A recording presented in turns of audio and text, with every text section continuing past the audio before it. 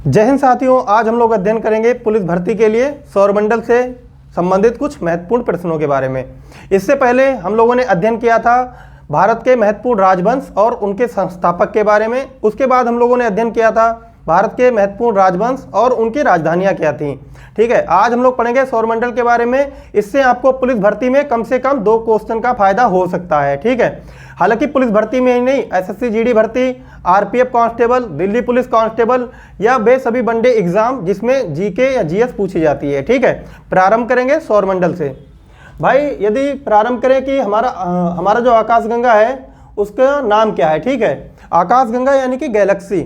जैसा कि आप सभी जानते हैं कि ब्रह्मांड होता है। ठीक है, बहुत बड़ा ब्रह्मांड है भाई। अभी तक ये नहीं पता कर पाए हैं कि ब्रह्मांड कितना बड़ा है। उसमें बहुत सारी गैलेक्सीज हैं, यानी कि बहुत सारी आकाशगंगाएं हैं। उसी में हमारी एक आकाशगंगा है, ठीक है, जिसका नाम है मिल्की वे। हमारी आकाशगंगा का नाम क्या है? मिल्की वे। यदि बात करें हमारी आकाशगंगा का आकार कैसा है, तो वह है सर्पिलाकार। यहीं पे याद रखने वाली बात यह भी है कि हमारी जो आकाशगंगा है यानी कि मंदाकिनी, ठीक है, इसको मिल्की वे के नाम से जाना जाता है। इसको दुग्ध मेखला भी कहा जाता है। ठीक है, उसके बाद यदि इसके आकार की बात करें तो मैं आपको बता चुका हूं सर्पिलाकार, ये आकार इसका जो है वह सर्पिलाकार है। उसके बाद यदि बात करें कि हमारे सौरमंडल में कुल ग्रह कितने हैं, तो हमारे सौरमंडल में कुल 8 ग्रह हैं वर्तमान में। ठीक है, ध्यान से समझिएगा इसको, एक महत्वपूर्ण टॉपिक है ये। पहले हमने किसके बारे में जाना? ब्रह्मांड में आकाशगंगाओं के बारे में। आकाशगंगा में भी हमारी कौन सी आकाशगंगा निकल के आई? वह है मिल्की वे। ठीक है, हमारी आकाशगंगा यानी मंदाकिनी का आकार कैसा है? वह है सर्पिलाकार। ठीक है, उसके बाद उसमें बहुत सारे सौरमंडल्स हैं, जिसमें हमारा भी एक सौरमंडल है। ठीक है, अब हम अपने सौरमंडल के बारे में अध्ययन करेंगे। ठीक है, जैसे कि बात करें, ये पूरा एक ब्रह्मांड है भाई। ठीक है, ये पूरा ब्रह्मांड है। इसमें ये आकाशगंगा हो गई और इस आकाशगंगा में हमारा ये सौरमंडल है और इसके अंदर हो गई पृथ्वी, यानी कि ये हो गया ब्रह्मांड, ये हो गई आकाशगंगा। ठीक है, और ये हो गया सौरमंडल और ये हो गई पृथ्वी। ठीक है, इस प्रकार से समझिए। तो यदि बात करें हमारे सौरमंडल में कुल ग्रह कितने हैं? वह है 8। सूर्य से दूरी के अनुसार ग्रहों के नाम है, वह है बुध, शुक्र, पृथ्वी, मंगल, बृहस्पति, शनि, अरुण और वरुण। ठीक है, बुध, शुक्र, पृथ्वी, मंगल, बृहस्पति, शनि, अरुण और वरुण, ये हमारे सूर्य से दूरी के अनुसार ग्रहों के नाम हो जाएंगे। ठीक है, इसको याद कर लेना आप। उसके बाद हम बात करेंगे जो ग्रह हैं आकार के अनुसार। ठीक है, यदि अभी हमने बात की थी सूर्य से दूरी के अनुसार, अब हम पढ़ेंगे आकार के अनुसार ग्रह। ठीक है, आकार के अनुसार यदि बात की जाए तो सबसे बड़ा ग्रह जो है वह है बृहस्पति। ठीक है, वह कौन सा ग्रह है? वह बृहस्पति। आकार के अनुसार हो जाएगा बृहस्पति, शनि, अरुण, वरुण, पृथ्वी, शुक्र, मंगल, बुध। ठीक है, बृहस्पति, शनि, अरुण, वरुण, पृथ्वी, शुक्र, मंगल, बुध। ठीक है, ये हमारे आकार के अनुसार ग्रह हैं। इसमें से सबसे बड़ा ग्रह है वह हो जाएगा बृहस्पति। ठीक है, और सबसे छोटा ग्रह है वह हो जाएगा बुध।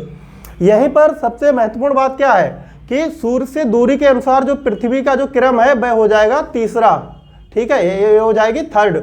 और यदि सूर्य आकार के अनुसार यदि ग्रहों की बात करें तब जो पृथ्वी का क्रम आएगा वह हो जाता है 5वां। ठीक है, ये याद रखने वाली बात है। उसके बाद यदि बात करें कि सबसे गर्म ग्रह कौन सा है, सबसे गर्म ग्रह, सबसे चमकीला ग्रह, पृथ्वी की बहन, सांझ एवं भोर का तारा, ये सब एक ही ग्रह है। ठीक है, ये हो जाएगा शुक्र। ठीक है, ये कौन सा हो जाएगा? शुक्र ग्रह। सबसे गर्म ग्रह, चमकीला ग्रह, 2 उपनाम हो गए। तीसरा उपनाम है इसका पृथ्वी की बहन, 3 उपनाम हो गए इसका। चौथा और 5वां है इसका सांझ का तारा एवं भोर का तारा। तो इसके कुल 5 उपनाम हो गए। ठीक है, 5 उपनाम किसके हैं? शुक्र ग्रह के। ये बहुत महत्वपूर्ण ग्रह है, इसके बारे में आप ध्यान से याद रखना।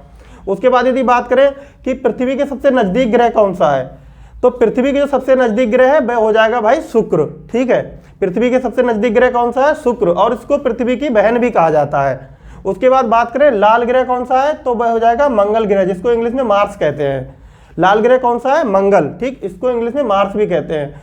नीला ग्रह, यह पृथ्वी का उपनाम है। नीला ग्रह, नीला ग्रह किसका उपनाम है भाई? पृथ्वी का।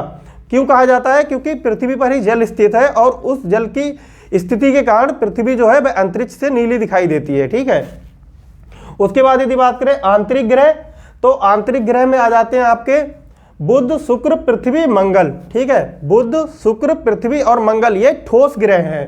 ये कैसे हैं? ठोस। ठीक है, इनको आंतरिक ग्रह भी कहा जाता है और ये ठोस ग्रह भी है। उसके बाद यदि बात की जाए बाह्य ग्रह, तो बाह्य ग्रह हो जाएंगे बृहस्पति, शनि, अरुण और वरुण। इनका जो निर्माण हुआ है बाह्य ग्रहों का, ये या तो तरल पदार्थों के बने हुए हैं या फिर गैसों के बने हुए हैं। ठीक है, ये भी एक इंपॉर्टेंट फैक्ट है कि जो आंतरिक ग्रह हैं वह ठोस है और जो बाह्य ग्रह हैं वह या तो तरल पदार्थों के बने हुए हैं या फिर गैस के बने हुए हैं। उसके बाद यदि बात करें सूर्य का जो निकटतम तारा है, या और एक चीज और है, सूर्य का जो निकटतम तारा है वही सूर्य के बाद पृथ्वी का भी सबसे निकटतम तारा है, उसका नाम है प्रॉक्सिमा सेंचुरी। इसका क्या नाम है भाई? इसका नाम है प्रॉक्सिमा सेंचुरी। यह सूर्य का भी सबसे निकटतम तारा है और सूर्य को छोड़कर यह पृथ्वी का भी सबसे निकटतम तारा है। ठीक है, उसके बाद यदि बात की जाए पूरब से पश्चिम दिशा में घूमने वाले ग्रह, जो अन्य ग्रह हैं बचे हुए 6 ग्रह वह घूमते हैं पश्चिम से पूरब, लेकिन शुक्र और अरुण ये पूरब से पश्चिम घूमते हैं, यानी दक्षिणावर्त। ठीक है, ये उल्टी दिशा में घूमते हैं। ये भी याद रखना भाई कि उल्टी दिशा में घूमने वाले ग्रह कौन कौन से हैं, वह हो जाएंगे शुक्र और अरुण। बकाया जो 6 ग्रह हैं वह उत्तरावर्त घूमते हैं। ठीक है, पश्चिम से पूरब घूमते हैं, लेकिन शुक्र और अरुण पूरब से पश्चिम घूमते हैं, यानी कि दक्षिणावर्त घूमते हैं और इनको उल्टा घूमने वाला ग्रह कहा जाता है। ठीक है, उसके बाद है कि क्षुद्र ग्रह। क्षुद्र ग्रह पट्टी किन किन ग्रहों के बीच पाई जाती है?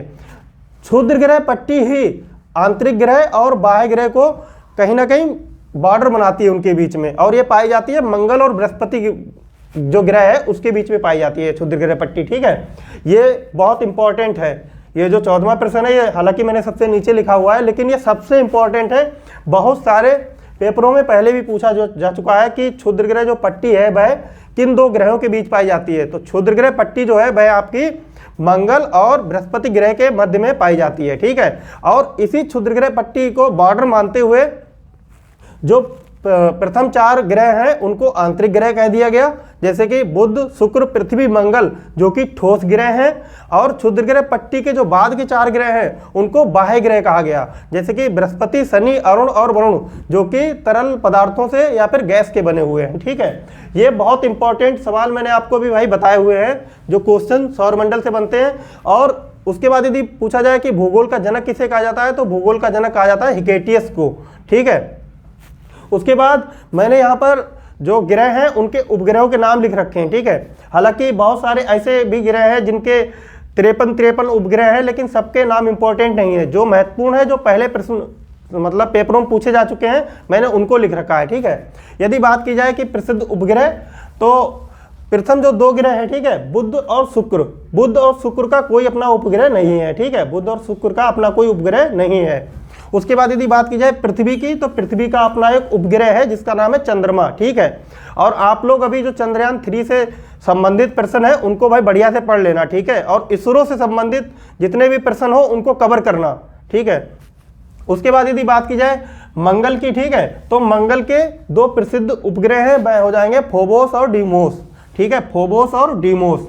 ठीक है, याद रखना यहाँ पर प्रसिद्ध उपग्रह के बारे में पढ़ रहे हैं हम लोग, ये कहीं ना कहीं एक प्रश्न बन सकता है इससे।